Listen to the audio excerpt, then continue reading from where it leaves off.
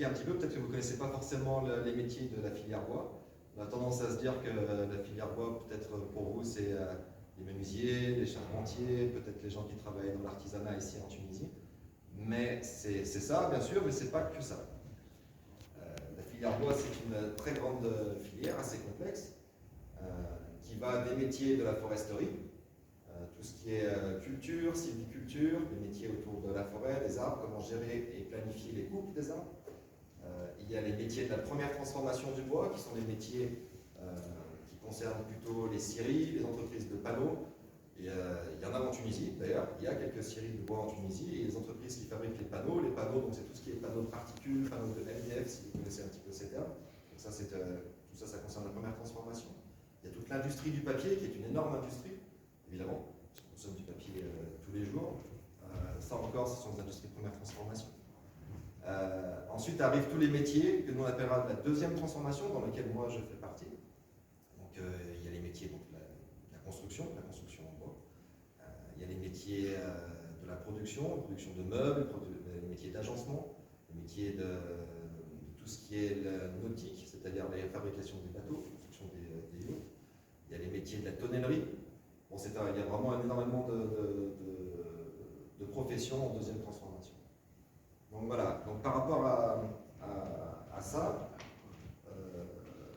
il existe différentes écoles qui vont du certificat, donc le CAP, il y a aussi le bac technique, et après il y a les BTS en bac plus 2, il y a les licences en bac plus 3, les bachelors en bac plus 3, les ingénieurs en bac plus 5, et après évidemment il y a toute la partie recherche avec les doctorants, ça peut aller bac plus 6, plus les masters spécialisés à côté de l'ingénierie. Nous, ça paraissait intéressant de présenter un petit peu l'école supérieure du bois, parce que quand on entend parler, on a l'impression que voilà, c'est une école très spécialisée, alors que finalement, le cursus de l'école, c'est une école d'ingénieur généraliste. Déjà, il y a un tronc commun qui est valable pour toutes les écoles d'ingénieurs. Une grande école, on fait partie de la conférence des grandes écoles d'ingénieurs. C'est une école reconnue par l'État, qui délivre un diplôme reconnu par l'État, qui a également un label, le label Europe, c'est-à-dire que c'est un diplôme qui est reconnu aussi à l'intérieur de l'Union européenne. Et qui donne, vous avez déjà ici l'enseignement supérieur. Évidemment, les SLIC, il faut toujours vérifier que vous êtes dans une école, même si vous entendez parler d'une école privée, il faut quand même vérifier un petit peu est-ce qu'elle est accréditée par un certain nombre d'organismes, c'est très important, parce que c'est ce qui va donner la valeur de votre diplôme.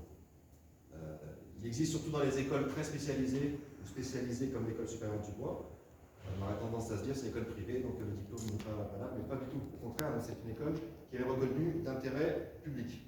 L'État il la considère comme un diplôme reconnu d'intérêt public. Ce qui est bien normal, puisque dans la situation actuelle où on est tous un petit peu, c'est vrai qu'on recherche la matière première durable, on recherche de plus en plus à être dans la construction durable. Je crois que c'est vraiment les métiers d'avenir, c'est ce dont on a besoin. Et évidemment, quoi de mieux qu'une école qui est basée sur un matériau végétal de base, pour répondre à ces différents challenges qu'on va avoir dans les prochaines années.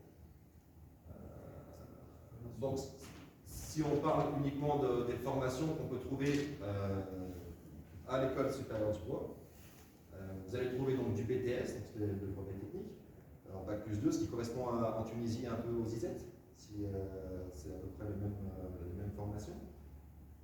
Il y a une nouveauté maintenant, c'est le bachelor. Le bachelor, c'est assez intéressant parce que ça nous permet de rentrer directement après le bac également dans un système bac plus 3, avec une première partie, une première année à l'école, donc en enseignement théorique, et ensuite 2 années en alternance en entreprise. Et ça, c'est pas mal parce que dès la 2e année, vous aurez un salaire, parce que vous allez être en contrat d'alternance avec une entreprise. Et on sait que c'est toujours intéressant, surtout quand on va étudier, on n'a pas forcément les moyens, surtout à cette époque. C'est pas forcément évident pour les étudiants de trouver des ressources. Donc ça, c'est quelque chose qui est intéressant de voir. Sachant qu'en plus, le bachelor, après l'obtention du bachelor en bac plus 3, il y a une passerelle pour intégrer, si jamais vous êtes intéressé pour continuer, voilà, pour intégrer le cycle d'ingénieur. Les licences professionnelles, évidemment. Après le BTS, on peut intégrer en bac plus 3, en faire encore une année. Le cycle d'ingénieur, les masters D et le doctorat. Alors, l'école supérieure du bois, c'est 400 étudiants par année, entre les étudiants et ceux qui sont en alternance. On a beaucoup de gens qui viennent, qui suivent les cours théoriques et qui vont aussi, même en cycle d'ingénieur, hein, et qui vont partir dans l'entreprise, qui sont déjà salariés d'une entreprise et qui veulent faire une formation à côté, c'est l'entreprise qui les pousse, et qui sont à la fois étudiants et professionnels, internes. Donc nous, notre diplôme, c'est ça. À la fin de cet ingénieur, vous avez un diplôme en sciences et technologies du bois et des matériaux biosourcés. Parce que maintenant, la nouveauté aussi, c'est qu'on ne s'occupe pas seulement du bois, on s'occupe de l'ensemble des matériaux biosourcés. Alors les matériaux biosourcés, c'est quoi? Ça peut être le chanvre, le lin, la paille, tous les matériaux végétaux, et qui sont renouvelables. Et ça, c'est vraiment un point qui est très important pour nous, parce qu'on est un des seuls secteurs, voire le seul secteur, où la matière première qu'on utilise peut se régénérer à l'infini. C'est-à-dire que c'est vrai, par exemple, la pierre, c'est un matériau naturel, mais une fois que vous avez pris la pierre dans sa carrière, il n'y a plus de pierre. Vous ne pouvez pas elle va pas se régénérer.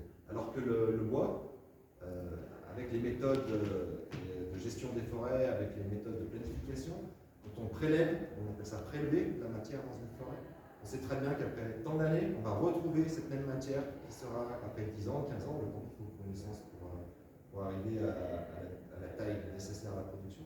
La même essence va être à nouveau présente. Et ça, c'est très intéressant et c'est très important de le dire parce que les gens ils ont tendance à penser qu'on détruit les forêts, qu'on prélève du bois n'importe comment, mais c'est pas du tout vrai.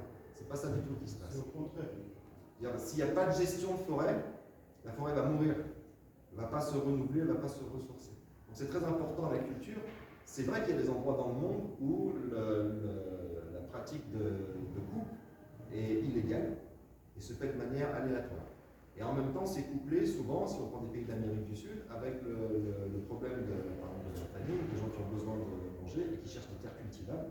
Et donc quand on va chercher un arbre dans une forêt, on va couper tout ce qu'il y a autour et commencer à planter. Et ça, ce n'est pas lié à la production ni à la filière bois en elle-même. Souvent, les arbres qui sont coupés, on les laisse là, on ne les utilise même pas. Ce ne sont pas des arbres qui sont propres à la production.